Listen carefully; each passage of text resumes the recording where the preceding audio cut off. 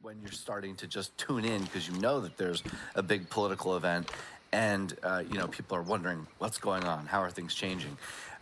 Also, when politicians say that they don't like the polls, it's usually because the polls are not helping them at that moment in time. So this happens regardless of the side of the aisle that people are on.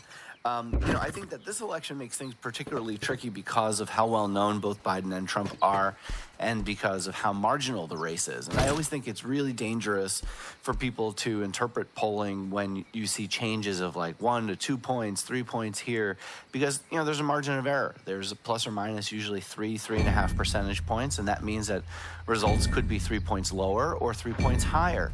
And that's really important to understand. And that's why, like, when the middle moves significantly over time, that's when you know that you're seeing something that's real. Not just like, oh, well, we're up, he's up a point this time and was down a point last time. That's not real movement. That's not statistically significant, as the pollsters like to say. So in this moment, though, there has been definitely movement within the swing states where we've seen Biden slip a few points.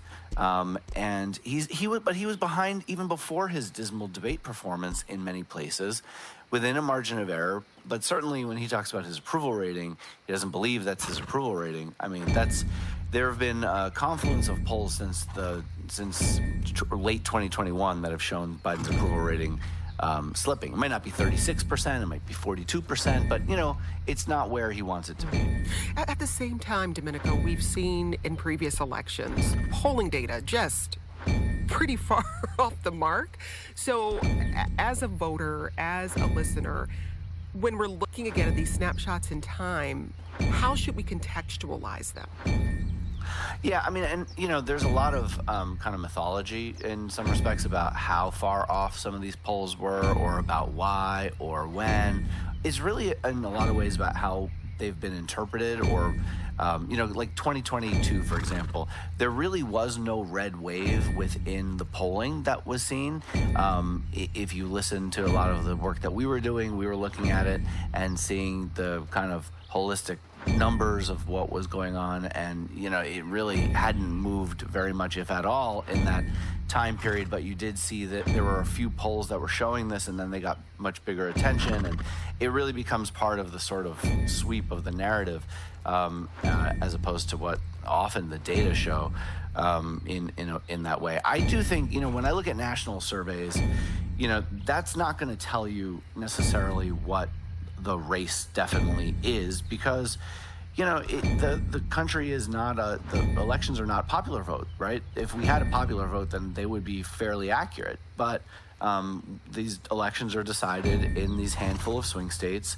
Like you were noting, those big 7 are the ones that the Biden campaign have told me that they're focused on. And that's really where this is decided. And they tend to be a hair more conservative than the country overall, because Democrats' votes are so heavily concentrated on the coast. 1 in 5 votes for Democratic presidential candidates usually come from California and New York, just 2 states. It's best to look at polling, in a big picture way.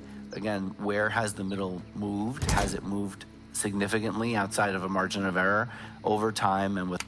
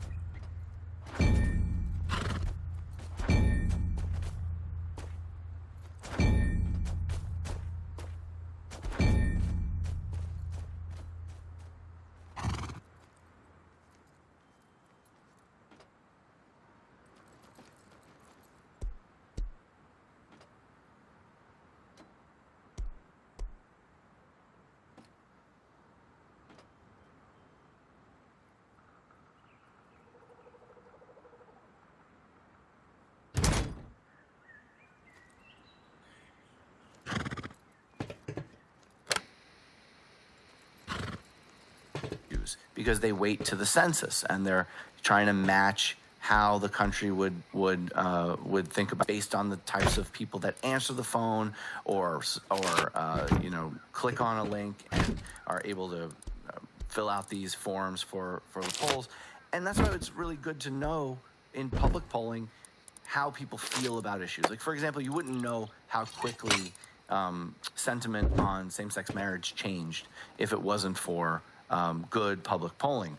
Private polling, campaign polling is focused like a laser beam on how they're doing day to day to day. And when they see these events, these big political events start to change things, that's when you start to, all of a sudden, you watch the